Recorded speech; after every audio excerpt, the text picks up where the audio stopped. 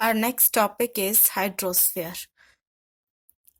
The hydrosphere comprises the various sources of water, fresh as well as saline, found in different types of water bodies such as rivers, lakes, wetlands, seas, oceans, polar ice caps, etc.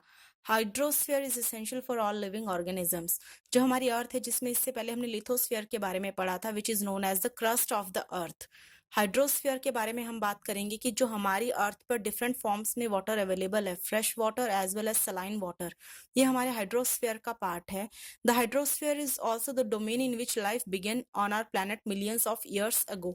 हमारे solar system में जितने भी planets हैं, hydrosphere सिर्फ हमारी earth पर ही present है, और यही हमारी अर्थ पर लाइफ के होने का प्रूफ भी है, और यही हमारी अर्थ पर लाइफ के होने का सिग्नल भी था, क्योंकि आज से पहले इवन हमारी जो प्लैनेट अर्थ है, millions of years ago water यहाँ पर मिलने लग गया था।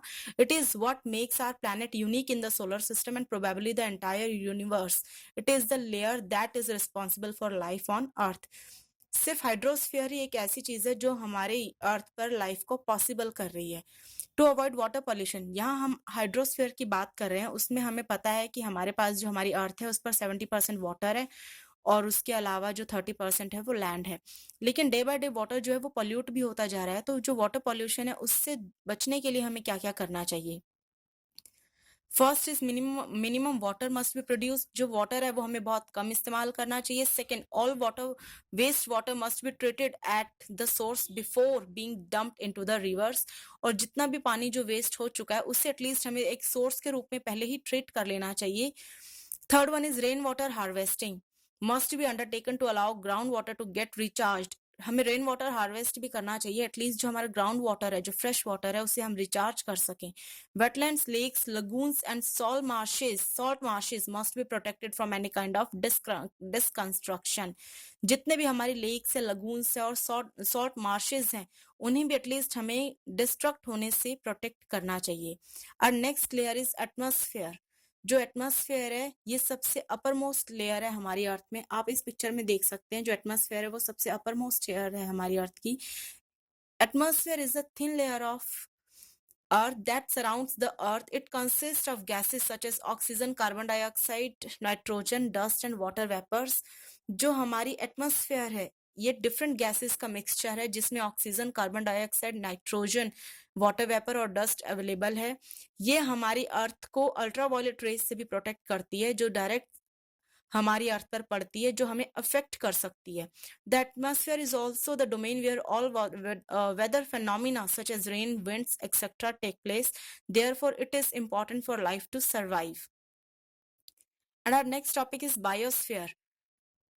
Biosphere, all plant and animal species together make up the biosphere or the living world. It is a narrow zone of the earth where land, water and air interact with each other to support life. It can also be called the sum total of all the spheres on earth.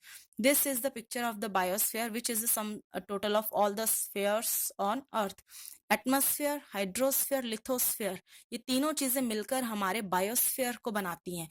जितने भी हमारे plants और animals हैं ये सब biosphere पर ही होते हैं। इवन जो हमारी लैंड, वाटर और एयर है ये आपस में इंटरेक्ट करते हैं और हमारी लाइफ को सपोर्ट करते हैं, which can called be as sum total of all the spheres on earth. Now come to practice zone 2, question number 1, define lithosphere. इसके बारे में हमने डिस्कस किया हुआ है। What is lithosphere? The outermost layer, solid layer or crust of the earth is known as lithosphere. It consists mainly of rocks and minerals. Oceans and continents also form a part of the lithosphere. This is the answer of question number 1, practice zone 2. Come to question number 2. What is atmosphere? इसके बारे में हमने atmosphere में पढ़ा है। Atmosphere is the thin layer of air that surrounds the earth. It consist of gases such as oxygen, carbon dioxide, nitrogen and dust and water vapour. The atmosphere traps the heat of the earth and also prevents the ultraviolet UV rays of the sun from affecting us. This is the answer of question number 2. Now come to question number 3. Which component of the environment supports life and how? Biosphere. This is the component of our earth which supports life, because all plants and animal species together make up the biosphere or the living world. It can also be called the sum total of all the spheres on earth. So this is the answer of question number 3, practice zone 2.